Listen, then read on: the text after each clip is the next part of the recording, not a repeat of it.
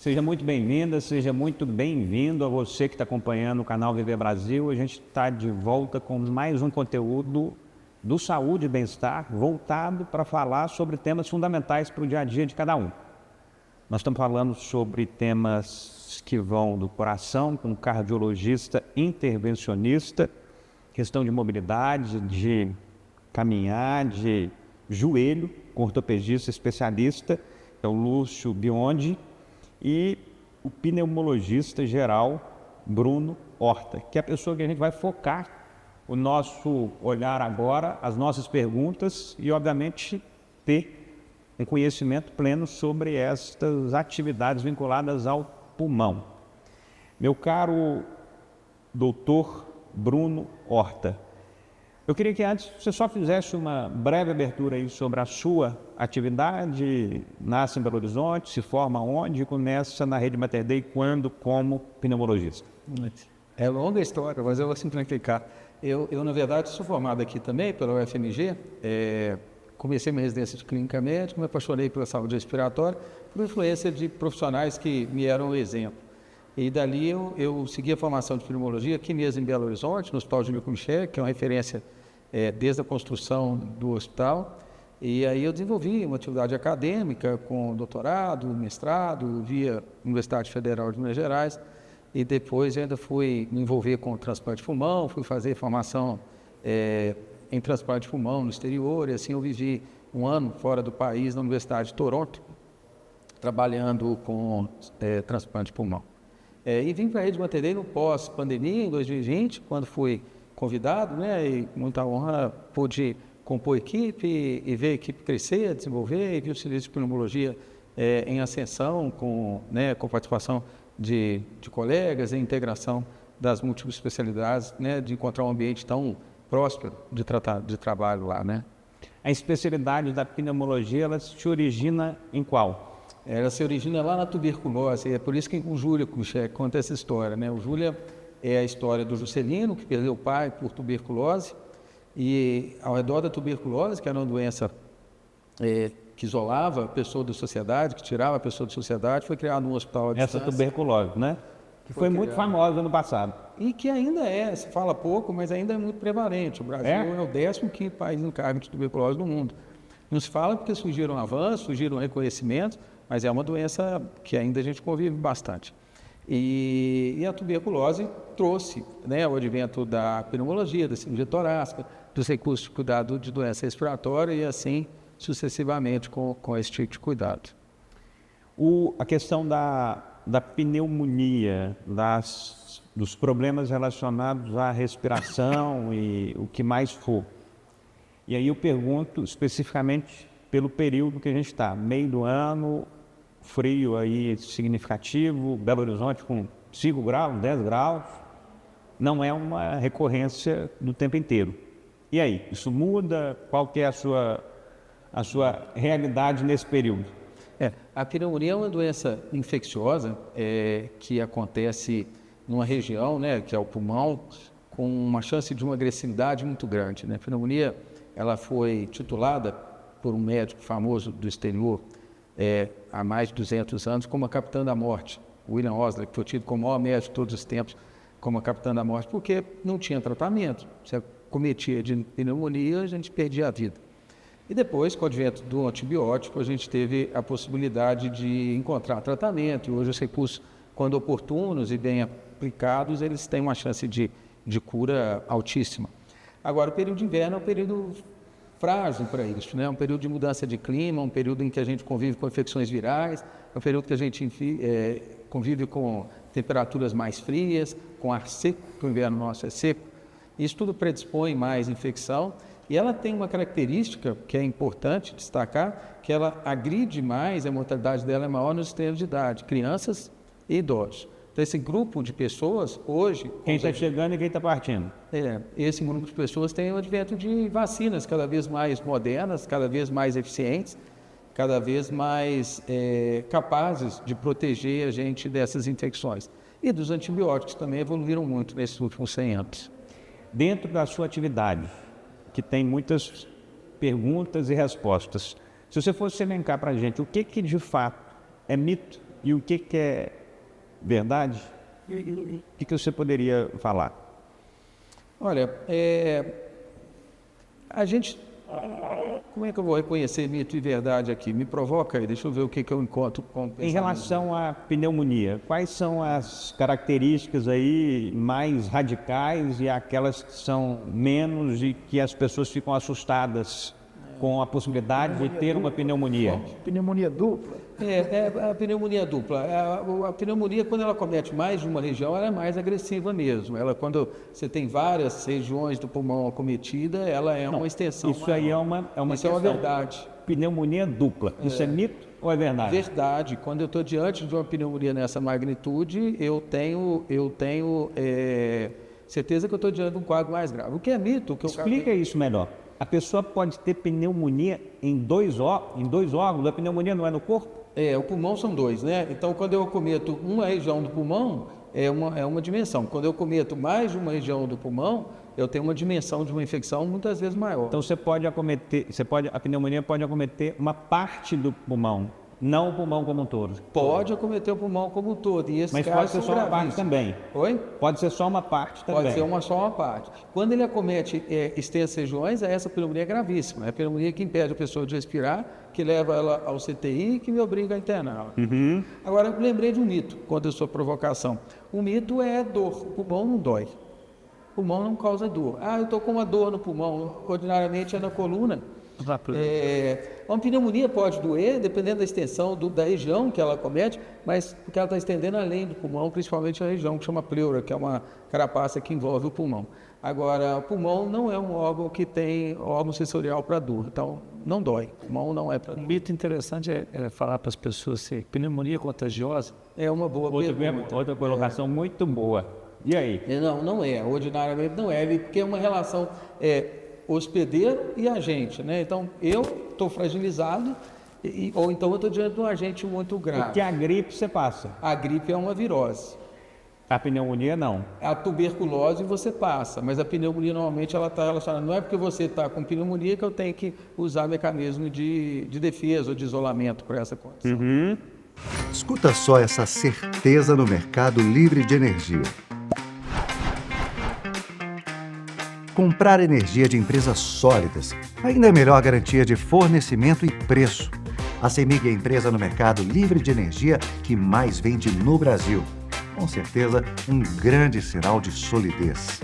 Mude para o mercado livre de energia com a CEMIG. Mais certezas? Nenhuma surpresa. É uma boa colocação. Em relação à questão de controle da asma, os principais gatilhos de inverno e uso correto de medicações. Fala um pouquinho para a gente. A asma talvez seja a doença que mais sofre nesse período do ano. Nós tivemos no ano passado queimadas, por conta do período seco, vocês vão lembrar. Asma é a falta de ar? A asma é uma doença respiratória que ela é causada pela inflamação dos brônquios, que são os canalículos que levam o ar para dentro do pulmão. Essa região ela se inflama por dois motivos. Uma, a minha característica genética, outra, algum agressor ambiental. Esse agressor no inverno é fácil de eu encontrar. Lá fora o pólen, aqui a gente tem menos, mas o frio, o ar seco, as mudanças de temperatura, as infecções virais, todas acontecendo nesse período do inverno, são muito comuns de compensar a asma. E a asma é uma doença que depende de um entendimento dela. Os pacientes normalmente só veem o sintoma da asma, o desconforto, mas a asma ela é muito mais do que o sintoma. Ela é uma inflamação e algumas vezes ela pode levar a situações dramáticas como insuficiência respiratória, intubação, cuidado de hospital e situações que a gente tenta evitar e consegue muito bem evitar com os recursos de tratamento atual. Hoje a gente tem remédios muito simples, inalatórios, que a gente deposita no próprio pulmão, muito simples de usar, que se o paciente tiver adesão e controle e souber usar direitinho, a gente tem uma proteção muito alta para essa condição.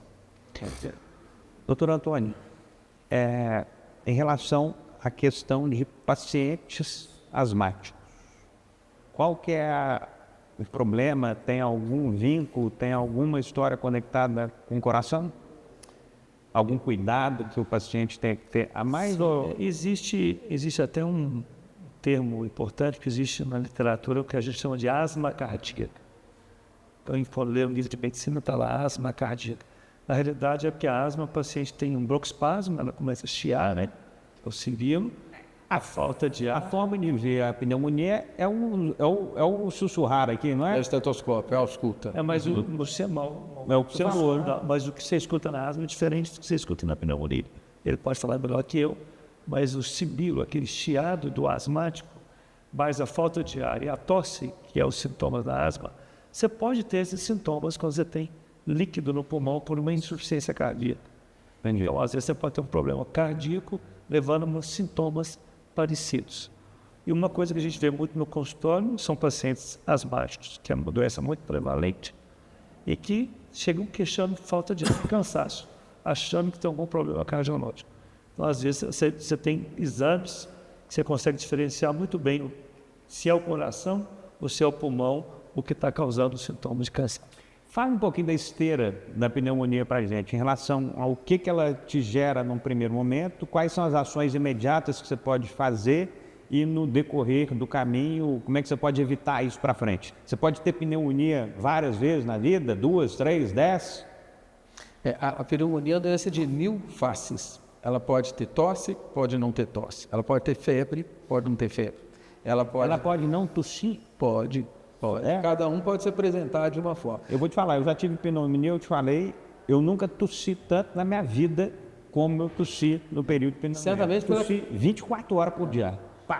Certamente pela característica do quadro que você viveu, mas esse quadro pode se apresentar de formas muito variadas, principalmente nos extremos de idade, como eu estou dizendo. Então, o idoso, por exemplo, é incomum ele fazer febre, então eu posso ter pneumonia com febre e pneumonia sem febre. O que é importante é, compreendendo esse período que a gente tem uma prevalência maior, uma ocorrência maior desses eventos de pneumonia, e entender que sintomas como tosse, febre, falta de ar, dor no peito, chieira, podem ser sintomas que nos alertam a esse diagnóstico. E que eu tendo a suspeita... Repito, é o que você coloca aqui atrás para ver a pneumonia, não é isso? Não, a chieira é a manifestação do paciente, é ele sentir o desconforto, o chiado do ar. Aquilo que eu ausculto é um tipo de som que eu consigo reconhecer que aquela área está inflamada. Então, legalmente, eu posso descrever que com o aparelho de estetoscópio eu consigo encontrar um som que me traduz a ocorrência daquilo. E essa é a minha primeira medida, antes de raio-x, antes de qualquer exame e de qualquer avaliação. Esse exame já me dá uma informação muito precoce e oportuna disso. Então, o exame médico bem feito, ele é capaz de identificar a grande maioria dos episódios de pneumonia quando muito claro. Alguns casos são discretos e esses são mais desafiadores para a gente encontrar. Mas encontrar sintomas como esses são alertas para a gente ter uma atenção especial. Na outra pergunta que você trouxe, se eu posso ter pneumonia várias vezes? Posso. São inúmeros os agentes de pneumonia, a gente não tem só um agente de pneumonia. Para você ter ideia, a pneumonia que a gente usa mais, a vacina que a gente usa mais hoje, é para o agente mais comum. E esse agente, ele tem 20 sorotipos. Tem uma vacina para pneumonia também. Ele tem 20 sorotipos dessa bactéria. Tem muitos outros que não estão na vacina. Tem muitas outras bactérias que não estão cercadas por aquela vacina. Tem muita vírus, o Covid mostrou isso para a gente tem pneumonia. Tinha pelo Covid, pelo vírus da influenza, por outros agentes virais podem causar inflamação viral também. Então, eu não tenho uma única causa da pneumonia. Então, o ser humano fatalmente vive esses eventos de pneumonia ao longo da sua vida e eles são possíveis de recorrência com certeza. Cuidados? Cuidado, sim. Primeiro, esse cuidado na época do inverno, né? A gente falou de hidratação, de manter a saúde em dia, de se proteger dessas mudanças de tempo, né? Se diz que a literatura médica, às vezes, ela não bate como dito popular, mas a gente dá valor ao dito popular. Então, se agasalhar para sair desse período de inverno, ter atenção com os períodos mais frios, são medidas de cuidado que a gente entende. E, sobretudo, ter a saúde em equilíbrio. Uma saúde em equilíbrio, como a gente falou no começo da nossa conversa, faz com que eu tenha uma defesa muito boa para um agente agressor. Então, se vier um quadro de uma infecção, de uma agressão, eu, em boas condições de saúde, eu tenho mais defesa. Doutor Bruno, a gente está passando por uma transformação no planeta inteiro em relação a absolutamente tudo. Da forma como se fabrica um copo, da forma como se faz uma cirurgia do joelho, na cabeça. ou o que mais for. A minha pergunta agora para você é, a gente está começando a fazer uma distribuição muito qualificada e direcionada no YouTube, nas redes sociais. Eu queria te fazer uma pergunta sobre momentos, sobre evolução, sobre a realidade que a gente tem hoje para a sua função. Então, o que tem de tecnologia, o que mudou desde que você formou? Você formou tem quanto tempo? 25 anos. Então, desde que você formou há um quarto de século, o que você viu e o que você tem agora de diferente? Tanto de tecnologia quanto de produtos, medicamentos, não sei, ar-condicionado diferente para poder melhorar a sua respiração. O que está acontecendo?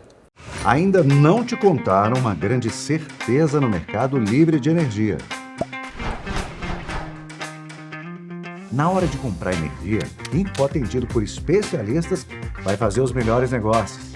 A Energia Livre CEMIG tem consultores especialistas no assunto para você fazer o melhor negócio e ainda receber todo o apoio na migração. Mude para o mercado livre de energia com a CEMIG. Mais certezas? Nenhuma surpresa. Mudou muito.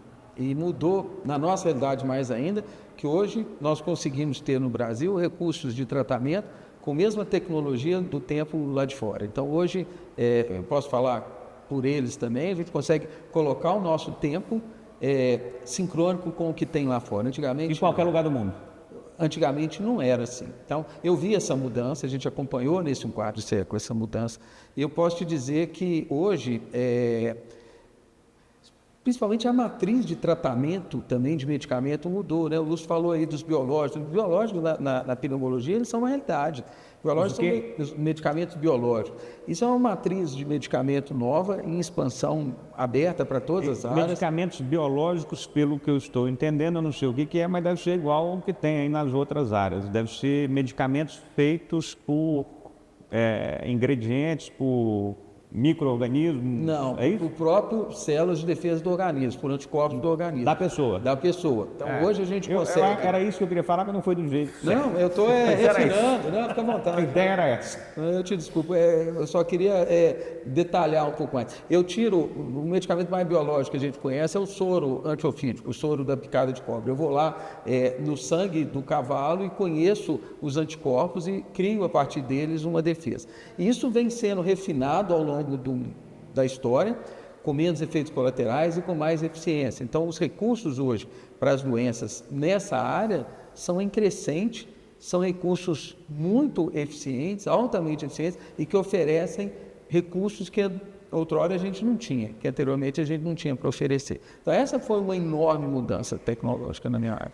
Essa mudança que você está falando é a mesma mudança que teve, vamos falar a grosso modo e de maneira vulgar, que seja a mesma mudança que teve na agricultura, com os pesticidas, com os remédios ruins, eles passaram a tratar com os remédios biológicos. É isso. Agora, nesses últimos tempos, com sementezinha de não sei o quê, papapá. É a mesma coisa que aconteceu na medicina humana, aconteceu na medicina da agricultura, correto? Sem dúvida.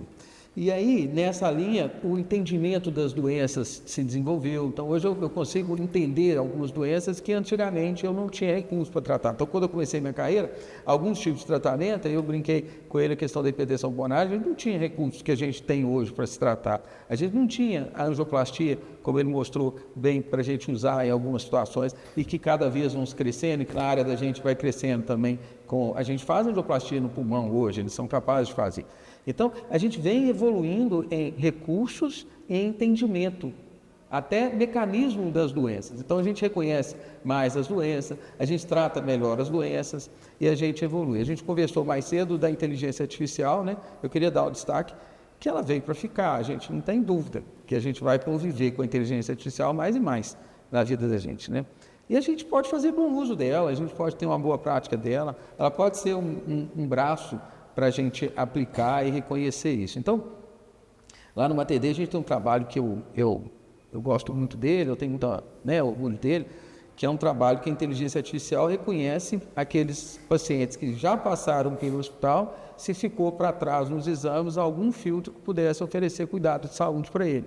principalmente voltada para nódulos de pulmão. Então, o paciente que reconhece ali algum nódulo de pulmão, que tenha feito uma tomografia, não por aquele motivo, eles são rastreados para um cuidado de saúde, são informados daquele achado e é dado destaque para um cuidado de saúde. Eu acho que oferece qualidade assistencial, eu acho que oferece segurança para o paciente, ele oferece para o plano de saúde redução de custo, porque eu vou tratar esse paciente do momento precoce, ao invés de tratar ele com dor, com sofrimento e com alto custo de cuidado. Então, eu acho que todos ganham se souber fazer um bom uso da inteligência artificial no cuidado de assistência do paciente. Mas está nascendo ainda a coisa.